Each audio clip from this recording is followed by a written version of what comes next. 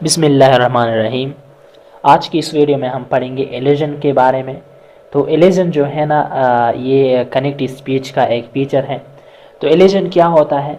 Alison जो है ना ओमिटिंग वन और मोर साउंड फ्रॉम अ वर्ड और फ्रेज, यानी जब हम किसी वर्ड से या किसी फ्रेज से एक या से ज़्यादा साउंड को ख़त्म करें, यानी एक से ज़्यादा साउंड को ओमिट करे, यानी नज़रअंदाज करे और इस साउंड को प्रोनाउंस ना करे, तो इसको क्या कहा जाता है? इसको एलिजन कहा जाता है। तो एलिजन की वजह से वर्ड की प्रोनाउंस होने में आसानी होती है। बाज़ वर्ड्स ऐसे होते हैं जो कि आप जब उसको पूरा बोल देते हैं तो वो थोड़ा सा मुश्किल होता है। तो इसलिए एलिजन की वजह से वर्ड की प्रोनाउंस होने में आसानी होती है। और ये जो एलिजन होती है ये ज़्यादातर कैजुअल कन्वर्सेशन में होती है।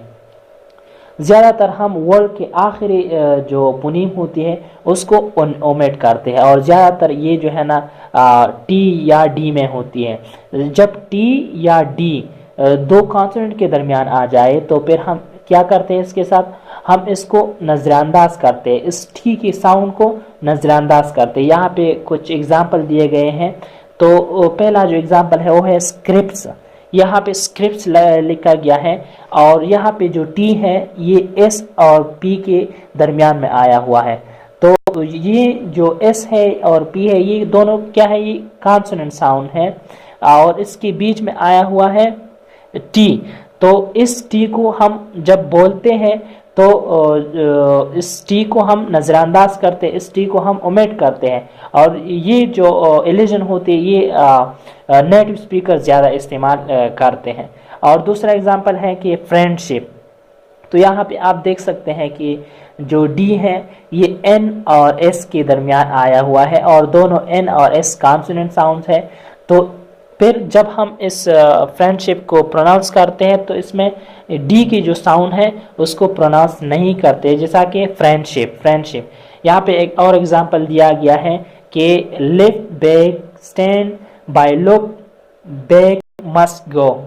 तो यहाँ पे आप देख सकते हैं कि जो लिफ्ट में आखिर में जो टी है ये इसको जब एक नेटिव स्पीकर बोलता है तो फिर इसको ओमिट करता है, बिल्कुल ख़त्म करता है जब कैजुअल कन्वर्सेशन वो करता है। तो वो ऐसा बोलता है कि लिफ्ट बैक, यहाँ पे जो टी है इसको बिल्कुल ओमिट करता है।